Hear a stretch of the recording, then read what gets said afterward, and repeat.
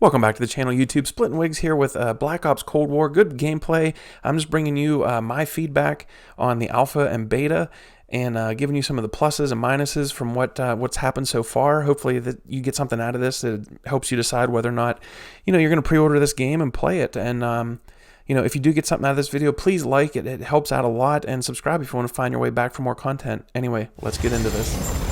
All right, we're going to talk about the positives first, the things they've done well, the things this game does well. But first, let's appreciate this two-piece getting shot from behind, slide, spin, double headshot. I mean, whoo, pistol double headshot. But anyway, one of the best changes that they've made, bar none, is the gunsmith is great. Now you go to an attachment, you select it, hit R2, and it brings up this awesome list.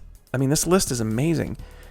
It tells you exactly what you're doing to your gun. No more guesswork. Like I see people on Twitter and Facebook all the time that are talking about Gunsmith and changes they're making, and they're not correct in what they're doing to their weapons. If you're not watching JGod, Exclusive Ace, and Drifter, go check them out. Their videos are super helpful. I mean, this is going to affect this is going to affect them a little bit. I don't think that people are going to be going to them quite as much for info because they've done such a great job with the gunsmith. Another big change is they added a ton of adjustments, even more than Modern Warfare, and it's only the beta, and I think there's probably more to come.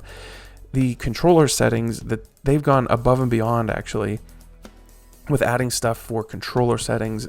I mean, you can see here there's a ton. I mean, for vehicles, advanced settings, you can adjust stick drift for each, a dead zone now for each stick, not just overall, which I think is great. Now, they did put an FOV slider in, but for my old school PS4, I dropped frames like crazy when I went up. It did not feel right at all. I think that's a next-gen thing. But the audio, they put a bunch of audio settings in that have helped a ton. The game sounds way better. It's just a great change. But we're starting with the positives, and I do have to say that they did make aiming and moving improvements since the alpha, so that's good. We'll get into it later. They don't have it quite right yet, but it is better, definitely better. The graphics are much better. I mean, if you haven't gotten to play it yet, and you read online about how the alpha, looked like COD Mobile, it did look pretty rough. And when Tony Flame on Twitter said that, like, you don't ever underestimate our team, what we can accomplish in a short amount of time, I kind of took that with a grain of salt, but I can't believe the change. I mean, it looks really good. I mean, it is close to Modern Warfare graphics now. So I think that with another couple patches, another couple builds of the game, I really think we're going to keep seeing these graphics going forward. The time to kill is sweet. They sped it up just a touch, I think, since the alpha. That wee little bit of a speed up to the time to kill really did really help that out a lot. The guns and the audio overall sounds better. They need to tweak the vehicles a little bit and some of the kill streaks, but the guns, they don't sound as tinny and just like toy guns like they did in the alpha. But as far as the positives go, that's gonna kind of run me out of the positives. Not to sell them short, but I was hoping for more. But here's some of the negatives. They are big negatives right now. The maps, oh my god, the maps are so bad. They do not feel like Treyarch maps at all.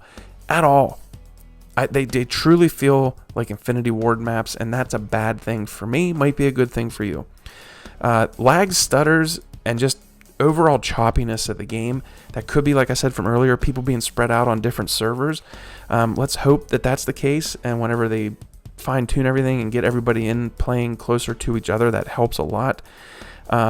The movement, though, like I said earlier, better, but still clunky. Like, sometimes you'll go to mantle something, boom, over it, feel athletic. The next thing you know, it's just so clunky and just not good sometimes. And then another big one that they really need to adjust, especially with the snipers, is the aim assist. The aim assist is actually too strong. Like, people were worried that the aim assist was gonna make shooting easier, and especially snipers, overpowered, but that's not the case. Snipers, it's brutal.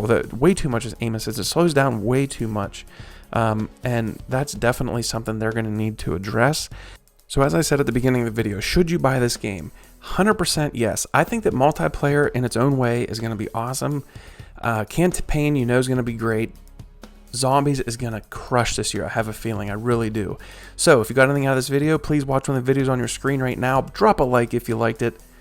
Splitting Wigs out. I'll catch you on the next one.